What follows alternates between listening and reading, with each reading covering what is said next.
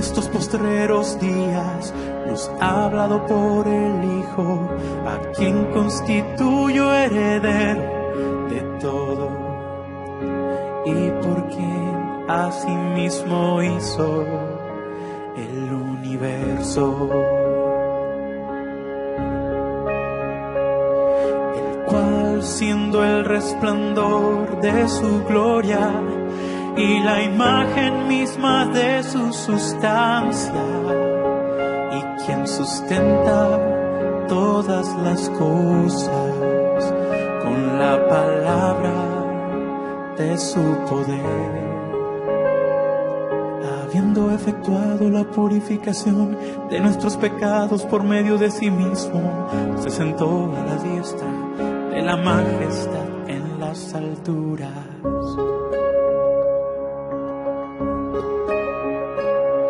En estos postreros días nos ha hablado por el Hijo, a quien constituyó heredero de todo, y por quien asimismo hizo el universo,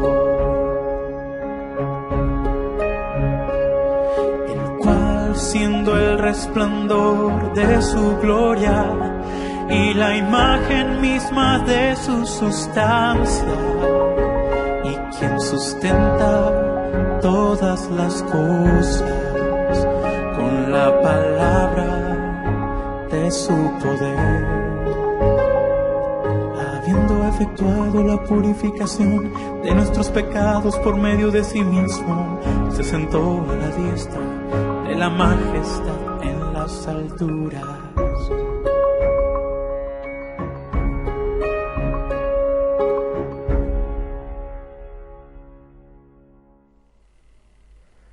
Bienvenidos a la lección número 3 de la epístola a los Hebreos, el Hijo Prometido. Creo que esta lección intenta contestar 3 preguntas principales, por lo menos yo la enfocaría de esa forma.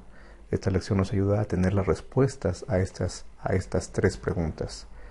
¿Quién es Jesús? ¿O quién es ese Hijo Prometido? ¿Qué hace? ¿Y en dónde está? ¿Quién es? ¿Qué hace? ¿Y en dónde está?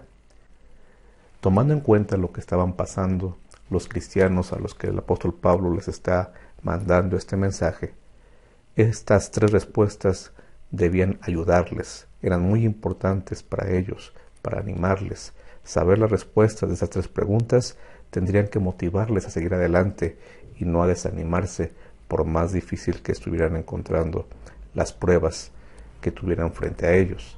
En este caso, el apóstol Pablo entonces les dice a sus oyentes, Cristo es el Hijo Prometido.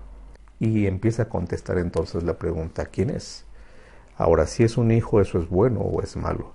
Definitivamente la llegada de un hijo cambia la vida, y eso lo sabemos siendo padres o siendo simplemente hijos.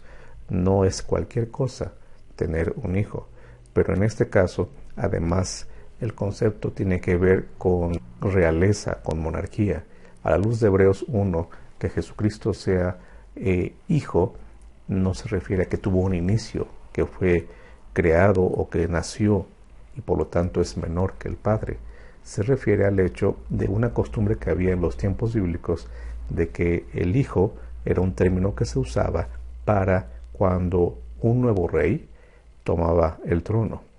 Hay mucha evidencia en documentos antiguos, fuera de la Biblia, que muestran que los reyes y las naciones antiguas le llamaban así a su rey, pensando precisamente que era la divinidad, alguna deidad que estas naciones tuvieran, quien al darle el trono a ese nuevo rey o faraón, dependiendo del país del que estemos hablando, le estaban diciendo, hoy naces como ese rey. Tú eres como un hijo para mí, tú gobernarás a mi nombre o en mi nombre, y por lo tanto yo te declaro mi hijo. Es importantísimo para la gente del primer siglo, aquellos cristianos que estaban sufriendo y escuchando. Además, entonces, como ayuda a este mensaje, que ellos entendieran que quien gobernaba y sigue gobernando no era César, ni ningún descendiente de algún emperador romano, ni ningún siervo de alguna deidad romana. Es Jesús, el Hijo de Dios, aquel que ha tomado el trono. Y por supuesto, como veíamos la semana pasada, aunque saberlo en sí no arreglaba los problemas ni acababa con las dudas, ellos tenían que saber que Dios iba a hablarles a través de esta carta, como lo dice también Hebreos 1:2, a través de su Hijo. El Hijo también, respondiendo a la pregunta ¿quién es el mejor medio de comunicación que Dios encontró para decirle a ellos y a nosotros también la importancia de enfrentar estos últimos días de la mejor forma. No son días fáciles, pero son días en los que contamos con el Hijo, el Rey, aquel que es el mejor medio de comunicación entre Dios y nosotros. La siguiente pregunta, ¿qué hace ese Hijo? ¿Qué hace Cristo? Pues hay varias cosas que podríamos mencionar, solamente mencionaré la que aparece en el versículo número 3, habiendo efectuado la purificación de nuestros pecados. Te sientes desanimado y parte de ese desánimo es que has caído, has fracasado o piensas que lo harás precisamente porque tu fe está tambaleando. Jesucristo sigue diciéndote que Él murió para purificar tu vida, para limpiar tus pecados. ¿Recuerdas también lo que dice el apóstol Juan en una de sus cartas? Si confesamos nuestros pecados, Dios es fiel y justo para perdonar nuestros pecados y limpiarnos de toda maldad. ¿Y cómo puede hacerlo? Pues por la sangre de Jesucristo. El apóstol Pablo invita a sus oyentes, recuerden que este originalmente fue una especie de sermón leído en este caso. Pablo les está diciendo, recuerden, por más faltas que tengamos o caídas que tengamos, es tiempo de levantarse. En el nombre de Jesús, Él ha purificado nuestros pecados, es tiempo de creerlo, es tiempo de experimentarlo. Pero también se nos dice en dónde está. Pablo responde a la pregunta en dónde está en esos primeros versículos de Hebreos 1. Y la respuesta que quiero dar en esta ocasión es la más clara también en estos versículos, cuando dice que está sentado a la diestra de la majestad en las alturas. Versículo 3 lo dice, y también los siguientes versículos lo desarrollarán un poco más, pero concentrémonos en el versículo 3 cuando dice, se sentó a la diestra de la majestad. Bueno, yo esperaría que estuviera conmigo, porque yo estoy pasando la crisis aquí en la tierra, no allá en las alturas, diría cualquier cristiano del primer siglo o alguno de nosotros. Yo necesito que esté Cristo aquí, no en las alturas. Pero obviamente es un lenguaje figurado porque Jesús mismo lo prometió en Mateo 28. Yo estoy con vosotros todos los días hasta el fin del mundo. Aquí no hay contradicción. El punto es que se está resaltando otra vez su papel estelar, su papel protagónico como parte de quien gobierna el universo, y por eso está sentado a la diestra. Recuerden que la expresión sentarse a la diestra es sentarse en el lugar de la máxima importancia, de máxima autoridad, aún sin ser el rey, en este caso siendo el hijo del rey, y explicamos que hijo significa no algo biológico, sino algo simbólico en el sentido de él también es rey, es co-regente, dirían algunos usando ese término, con Dios el Padre. Y en ese sentido es importantísimo que entonces Él esté allí, porque Él entonces tiene los recursos, todos los recursos necesarios para asistirnos, para ayudarnos, para socorrernos en cualquier circunstancia. Y ciertamente en esta parte conviene hablar un poco acerca de los ángeles, ya que el texto también habla de los ángeles y hace un contraste entre Cristo y los ángeles. Y si seguimos pensando que estar a la diestra es como que Jesús estuviera maniatado o limitado a un solo espacio en el universo, que ya dijimos que no es así, pero si fuéramos a pensar que esa es nuestra comprensión, aquí el punto sería, pues me conviene mejor que sea un ángel, porque un ángel puede venir y estar conmigo, cuidarme, protegerme, ir al cielo y también dar reportes de cómo me está yendo. Pero si Cristo es mejor que la participación de un ángel, ¿en qué sentido lo es? Bueno, hay varias respuestas aquí, pero por razones de tiempo solamente diré que lo importante es recordar nuevamente el contexto.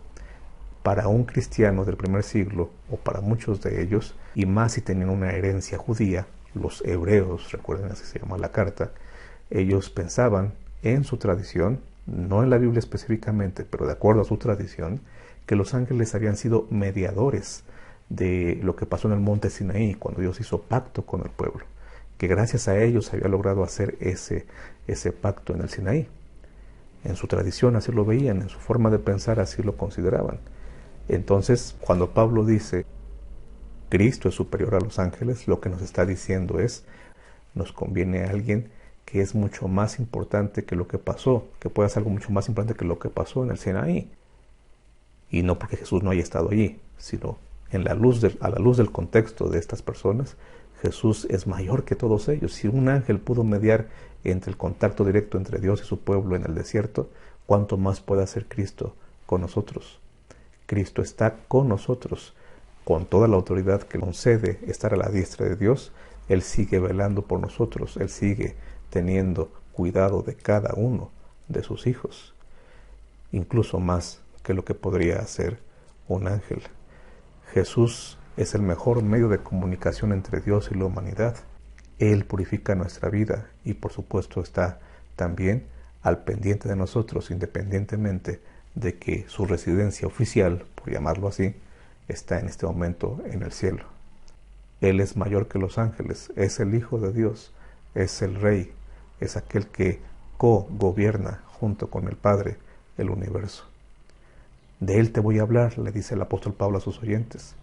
Levanta tus ojos, deja de ver a César con sus amenazas, al emperador romano y a sus soldados tratando de hacerte daño. Deja de ver las circunstancias que te invitan a pensar que estás pasando por momentos de mucho apremio. Eres un hijo del Rey, eres un hijo del Rey que mora en las alturas. No estás solo, alguien mayor y más poderoso que los mismos ángeles está de tu lado.